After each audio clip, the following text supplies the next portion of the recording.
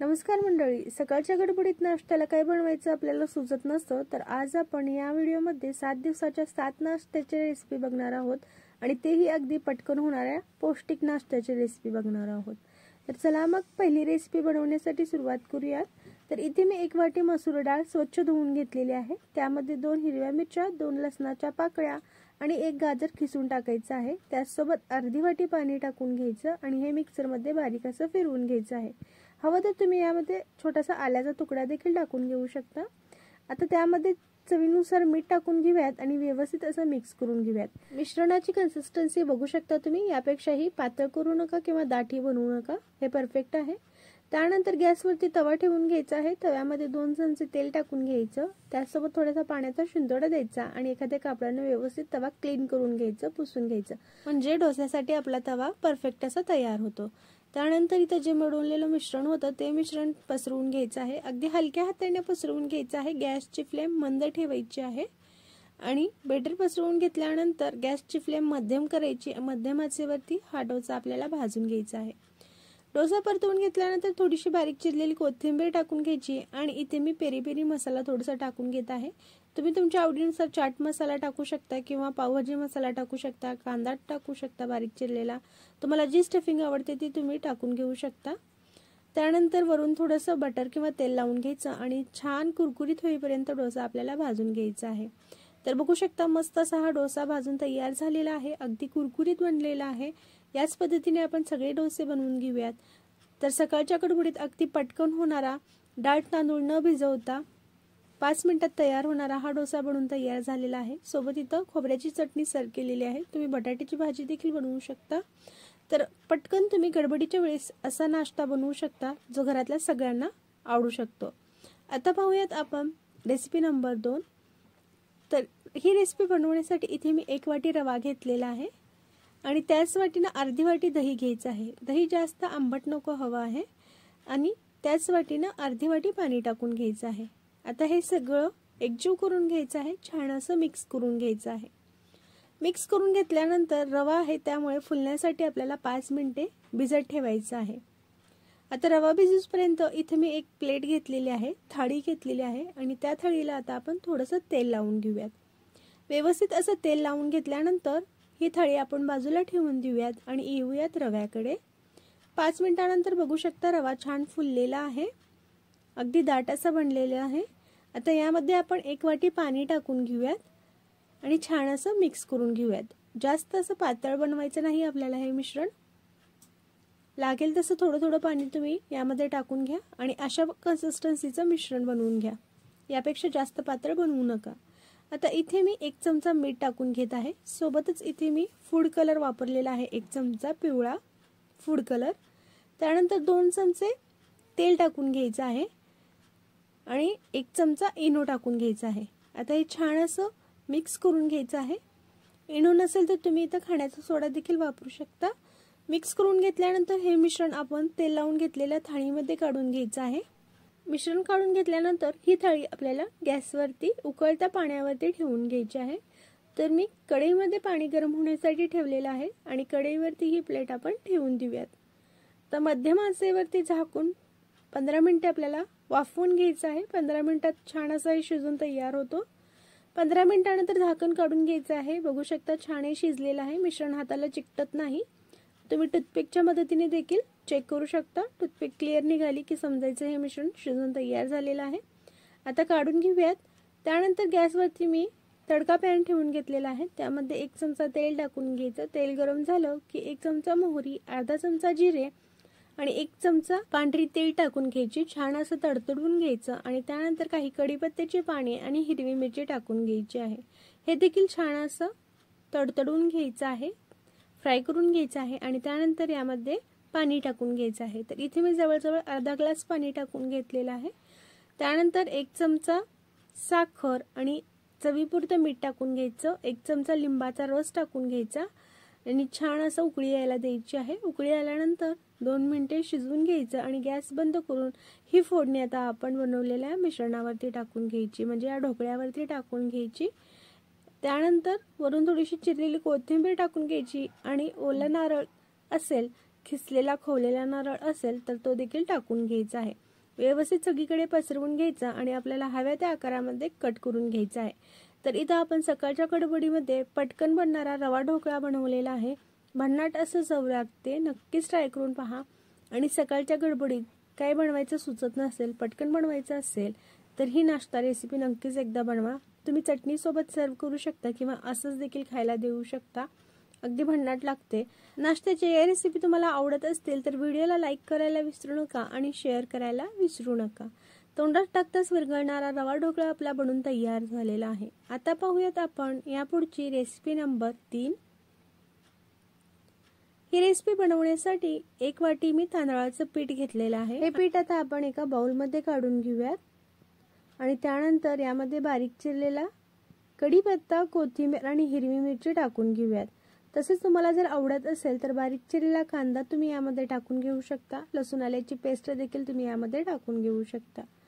मला आवडत नव्हती त्यामुळे मी टाकलेली नाही. त्यासोबत 1 चमचा मीठ टाकून घ्यायचं आणि ज्या वाटीनं आपण पीठ घेतलेलं आहे त्या वाटीनं जवळजवळ 2.5 वाटी पाणी टाकून घ्यायचं आहे.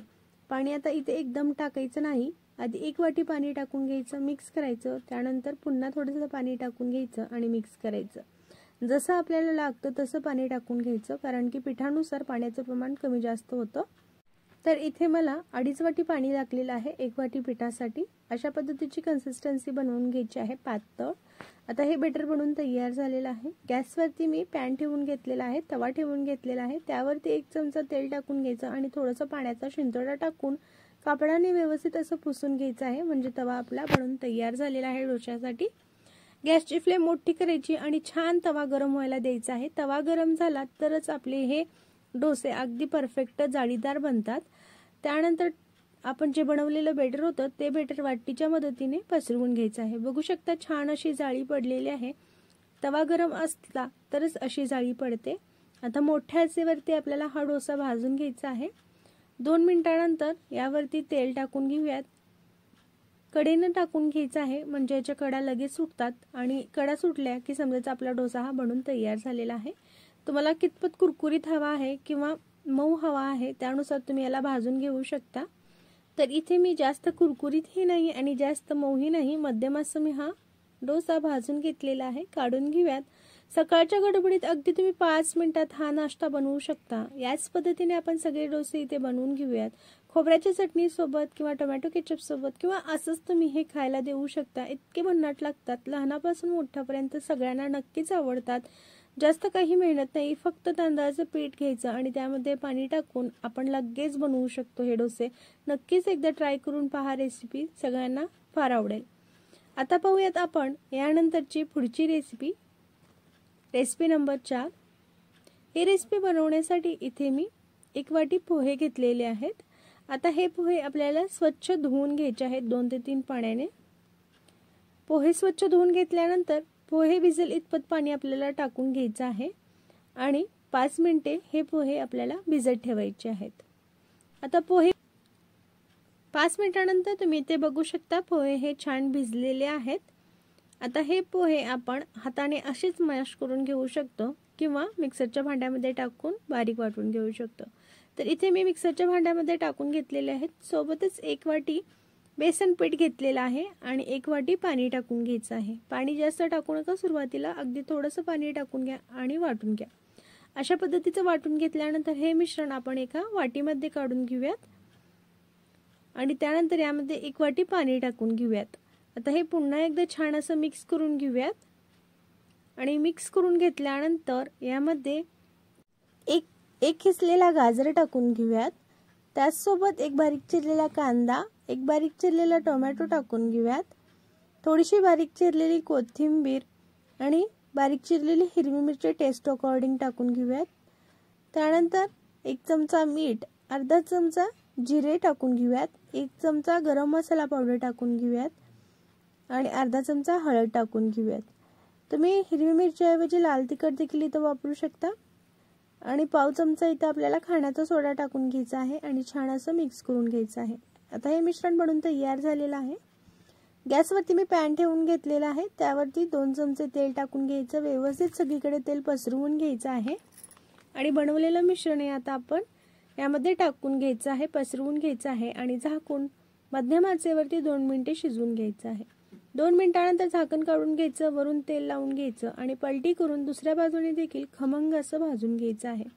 तर मी दोन्ही बाजूने खमंग असा हा पराठा हे थालीपीठ भाजून घेतलेला आहे। काढून घेऊयात आणि टोमॅटो केचप सोबत सर्व करून घेऊयात। इतका मस्त भन्नाट चवीचा लागतो, मुलांना फार आवडतो, टेस्टी आहे आणि पौष्टिकही आहे। मुलांसाठी तुम्ही असे छोटे छोटे पॅनकेक बनवू शकता, नक्कीच ट्राय करून पहा। आता पाहूया त्यानंतरची पुढची रेसिपी नंबर 5। ही रेसिपी बनवण्यासाठी इथे मी 1 वाटी शाबू घेतलेले आहेत। आता मंद आचेवरती 2 ते 3 मिनिटांसाठी हे साबुदाणा भाजून घ्यायचा आहे। यांचा कलर बदलायचा नाही, फक्त भाजून घ्यायचा आहे, गरम करून घ्यायचा आहे। त्यानंतर त्याच पॅन मध्ये 1 वाटी शेंगदाणे टाकून घ्यायचे आणि शेंगदाणे देखील खमंग असे भाजून घ्यायचे आहेत। आता हे दोन्ही थंड होण्यासाठी ठेवून देऊयात। साबुदाणा थंड झाल्यानंतर मिक्सरच्या भांड्यामध्ये टाकून आपल्याला बारीक असं दळून घ्यायचं आहे। तर बघू शकता मी छान अशी याची बारीक पावडर, बारीक पीठ बनवून घेतलेलं आहे साबुदाण्याचं। त्यानंतर अर्धी वाटी भाजलेलं शेंगदाण्याचं कूट टाकून घेऊयात। सोबतच बारीक चिरलेली हिरवी मिरची टाकून घेऊयात। हिरवी मिरची तुम्ही तुमच्या आवडीनुसार कमी जास्त करू शकता किंवा लाल तिखट देखील इथं वापरू शकता। 1 चमचा जिरे आणि थोडंसं चिरलेला कढीपत्ता आणि कोथिंबीर टाकून घेऊयात। 2 चमचे दही टाकून घ्यायचं आहे। 1 चमचा मीठ टाकून घ्यायचं आहे आणि त्याचसोबत 2 उकडलेले मध्यम आकाराचे बटाटे यामध्ये टाकून घ्यायचे आहेत। बटाटे कुस्करून टाकायचे आहेत, मॅश करून खिसून टाकायचे नाहीत। आणि हे सगळं टाकून झाल्यानंतर एकजीव असं करून घ्यायचं आहे, मिक्स करून घ्यायचं आहे। मिक्स करताना तुम्हाला हे जास्त कोरडं वाटत असेल तर तुम्ही यामध्ये 2 चमचे दही टाकून घेऊ शकता आणि अशा पद्धतीने मिक्स करून घेतल्यानंतर याचे वडे थापून घ्यायचे आहेत। पाहू शकता व्हिडिओमध्ये मी कशा पद्धतीने बनवत आहे ते। याच पद्धतीने आपण सगळे वडे इथे बनवून घ्यायचे आहेत आणि हे वडे आता गरमागरम तेलामध्ये तळून घ्यायचे आहेत। मध्यम आचेवरती तळून घ्यायचं आहे, छान दोन्ही बाजूनी कुरकुरीत होईपर्यंत आणि अगदी गोल्डन कलर येऊपर्यंत आपल्याला हे वडे तळून घ्यायचे आहेत। तुम्ही एखाद्या वेळेस साबुदाणा भिजत घालण्याचा विसरला असेल तर अशा पद्धतीचे साबुदाणा वडे बनवू शकता किंवा तुम्हाला काहीतरी चटपटीत नाश्त्याला खायचं आहे तर तुम्ही पटकन असं 5 मिनिटांमध्ये हे साबुदाणा वडा बनवून घेऊ शकता। तर नक्कीच तुम्ही ही रेसिपी ट्राय करून पहा, घरातल्या सगळ्यांनाच आवडतात आणि मेन म्हणजे साबुदाणा वडे लहानापासून मोठ्यापर्यंत सगळ्यांचे फेवरेट असतात। तर तुम्ही पटकन ही रेसिपी बनवू शकता, साबुदाणा न भिजवता तुम्ही यापासून असे साबुदाणा वडा बनवू शकता। आता पाहूयात आपण या पुढची रेसिपी नंबर 6। हे रेसिपी बनवण्यासाठी इथे मी 1 वाटी रवा घेतलेला आहे। हा रवा आपण एका बाउलमध्ये काढून घेऊयात। ज्या वाटीने रवा घेतलेला आहे त्याच वाटीने अर्धा वाटी दही टाकून घ्यायचं आहे। दही जास्त आंबट नको हवा आहे आणि अर्धी वाटी पाणी यामध्ये टाकून घ्यायचं आहे। आता हे छान असं मिक्स करून घ्यायचं आहे। मिक्स करून घेतल्यानंतर रवा असल्यामुळे आपल्याला हे 5 मिनिटे भिजत ठेवायचं आहे। रवा भिजूसपर्यंत आपण यापुढची स्टेप करून घेऊयात। गॅसवरती मी पॅन ठेवून घेतलेला आहे, त्यामध्ये छोटे 2 चमचे तेल टाकून घ्यायचं आहे। तेल गरम झालं की 1 चमचा मोहरी, अर्धा चमचा जिरे, 1 चमचा उडदाची डाळ ही व्यवस्थित परतवून घ्यायची आहे। छान अशी परतली की यामध्ये बारीक चिरलेला कढीपत्ता टाकून घ्यायचा आहे। टेस्ट अकॉर्डिंग बारीक चिरलेली हिरवी मिरची टाकून घ्यायची आहे। त्याचसोबत मध्यम आकाराचा कांदा बारीक चिरून टाकून घ्यायचा आहे आणि 1 गाजर बारीक चिरून टाकून घ्यायचा आहे। चवीनुसार मीठ टाकून घ्यायचं, थोडीशी हिंग टाकून घ्यायची आहे आणि मध्यम आचेवरती फक्त 1 मिनिटभर हे परतवून घ्यायचं आहे, जास्त वेळ परतवायचं नाही। त्यानंतर 1 चमचा गरम मसाला पावडर टाकून घ्यायची आणि बारीक चिरलेली कोथिंबीर टाकून गॅस बंद करून हे छान असं मिक्स करून घ्यायचं आहे। थोड्याशा भाज्या कुरकुरीत राहिल्या की खाण्यात छान लागतात, याकरिता त्यांना जास्त शिजवायचं नाही, फक्त मिनिटभरासाठी परतवून घ्यायचं। तर ही स्टफिंग बनवून तयार झालेली आहे, ठेवून देऊयात अशीच बाजूला। येऊयात रव्याकडे। तर बघू शकता छान असा रवा फुललेला आहे। आता यामध्ये आपण पुन्हा 1 वाटी पाणी टाकून घेऊयात आणि छान असं मिक्स करून घेऊयात। त्याचसोबत 1 चमचा मीठ टाकून घेऊयात आणि पाव चमचा खाण्याचा सोडा टाकून घ्यायचा आहे आणि छान असं मिक्स करून घेऊयात। याची कन्सिस्टन्सी तुम्ही बघू शकता, अशा पद्धतीची ठेवून घ्यायची आहे, जास्त पातळही नाही आणि जास्त दाटही नाही। त्यानंतर जे स्टफिंग आपण बनवलेली होती ती स्टफिंग यामध्ये टाकून घेऊयात आणि पुन्हा एकदा मिक्स करून घेऊयात। तर इथे आपले हे मिश्रण बनवून तयार झालेलं आहे। अशा पद्धतीचं आपल्याला हे मिश्रण बनवून घ्यायचं आहे। आता गॅसवरती तडका पॅन ठेवून घेऊयात आणि यामध्ये छोटे 2 चमचे तेल टाकून घेऊयात। तेल गरम झालं की जे मिश्रण आपण बनवलेलं होतं ते मिश्रण आपण 2 चमचे यामध्ये टाकून घेऊयात आणि मध्यम आचेवरती झाकण लावून फक्त 2 मिनिटे वाफवून घेऊयात। जास्त वेळ लागत नाही, 5 मिनिटात हा नाश्ता बनून तयार होतो।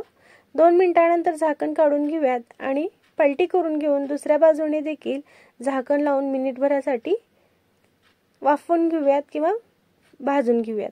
तर इथे आपली ही फ्राईड इडली म्हणा, बन इडली म्हणा बनून तयार होते। अगदी टेस्टी लागते खाण्यात आणि अगदी पौष्टिकही आहे, कमी तेलाचीही आहे। नक्कीच तुम्ही ही रेसिपी ट्राय करून पहा। सोबत खोबऱ्याची चटणी सर्व करू शकता किंवा टोमॅटो केचप देऊ शकता। वरून कुरकुरीत आणि आतून एकदम सॉफ्ट अशी ही आपली फ्राईड इडली बनून तयार होते आणि आतमध्ये व्हेजिटेबल्स असल्यामुळे अगदी हेल्दी बनते। तर नक्कीच तुम्ही ही पटकन होणारी नाश्ता रेसिपी ट्राय करून पहा। आता आपण यानंतरची पुढची रेसिपी पाहूयात आणि लास्टची रेसिपी पाहूयात। तेल टाकून घ्यायचं आहे। तेल गरम झालं की 1 वाटी रवा अगदी मंद आचेवरती छान 5 मिनिटे असं परतवून घ्यायचा आहे। रवा अगदी पूर्ण मोकळा झाला, सुटसुटीत झाला आणि कलर बदलला की समजायचं की आपला रवा हा भाजून तयार झालेला आहे। अशा पद्धतीचं याला काढून घ्यायचं आहे आणि त्यानंतर कढईमध्ये 1 मोठा चमचा तेल टाकून घ्यायचं आहे। तेल गरम झालं की अर्धी वाटी शेंगदाणे टाकून घ्यायचे आणि मंद आचेवरती छान शेंगदाणे हे तळून घ्यायचे आहेत। तळून झाल्यानंतर शेंगदाणे काढून घेऊयात आणि याच तेलामध्ये आता आपण फोडणी देऊन घेऊयात। फोडणी देण्यासाठी 1 चमचा मोहरी, 1 चमचा जिरे, 2 चमचे उडीद डाळ टाकून घ्यायची आहे। सोबतच काही कढीपत्त्याची पाने टाकून घ्यायची आहेत। त्याचसोबत 1 चमचा खिसलेले आले टाकून घ्यायचे आहेत आणि मिनिटभरासाठी परतवून घ्यायचं आहे। आता हे परतवून घेतल्यानंतर यामध्ये मी काही भाज्या टाकून घेत आहे। तर त्यामध्ये 1 वाटी मटार आहे, 1 मध्यम आकाराचा बारीक चिरलेला कांदा, 1 बारीक चिरलेला टोमॅटो, 1 शिमला मिरची आणि 1 बारीक चिरलेला गाजर आहे। सोबतच 2 ते 3 हिरव्या मिरच्या आहेत। तुम्ही तुमच्या आवडीनुसार भाज्या यामध्ये टाकू शकता।